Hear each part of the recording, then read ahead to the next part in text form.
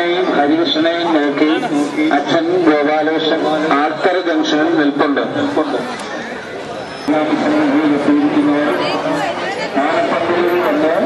ക്ഷേത്രത്തിന്റെ മുൻഭാഗത്ത് ആനപ്പന്തലിന് സമീപത്ത് തന്നെ അതിന്റെ പ്രസാദം ലഭിക്കുന്നതാണ്. കുടുംബാർച്ചനയുടെ ഗേറ്റ് വഴി ആനപ്പന്തലിൽ വന്ന് ഭഗവൻ ദർശനം നടത്തേണ്ടതാണ്. സിന്ധുതന്നുത്തരതീരവും ക്ഷേത്ര സമിതിയിലേക്ക് സ്വാഗതം. വാഹനത്തിൽ കയറുക. ക്ഷേത്രത്തിന് മുൻവശത്തെ വാഹനങ്ങൾ നിർത്തി അന്നദാനം നടന്നു വരുന്നു. ക്ഷേത്ര ദർശനം നടത്തിയ ഭക്തജനങ്ങള് അന്നദാനത്തിൽ പങ്കെടുക്കുന്നതിന് വേണ്ടി ദയവേത് ഭക്തജനങ്ങൾ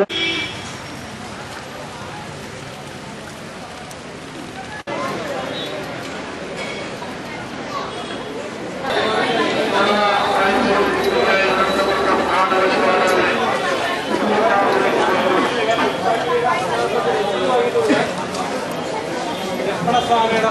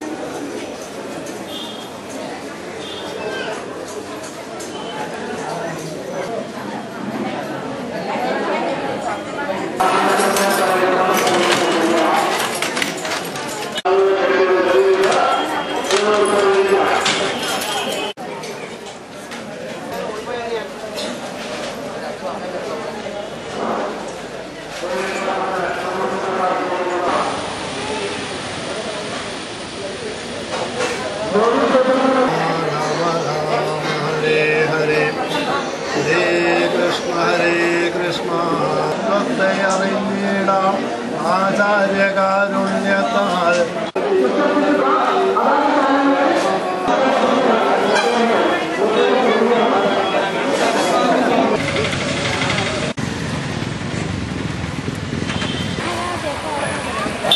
ബൈക്ക് വണ്ടിയുണ്ട്.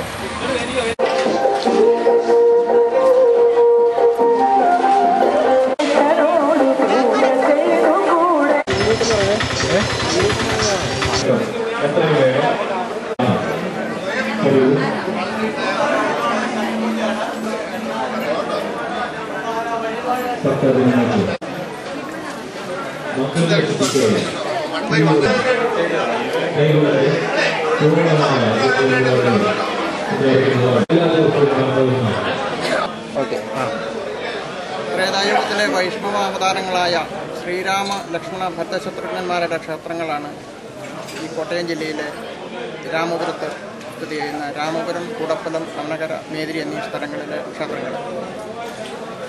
ഇത് 5000-ൽ പരം വർഷങ്ങൾ പഴക്കം ഈ ക്ഷേത്രങ്ങൾക്ക് കാണുന്നുണ്ട്.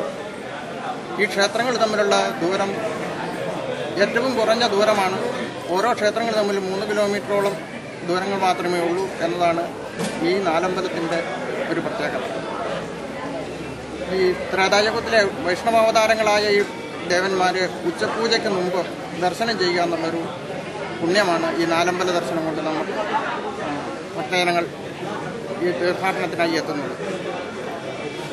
ഈ കുറഞ്ഞ സമയം കൊണ്ട് ഉച്ചപൂജയ്ക്ക് മുമ്പ് ഈ ദർശനം ചെയ്യാൻ സാധിക്കുന്ന ഭാരതത്തിലെ ഏക ക്ഷേത്രമാണ് ഈ കോട്ടയം ജില്ലയിലുള്ള ഈ രാമപുരത്തെ നാലമ്പലങ്ങൾ.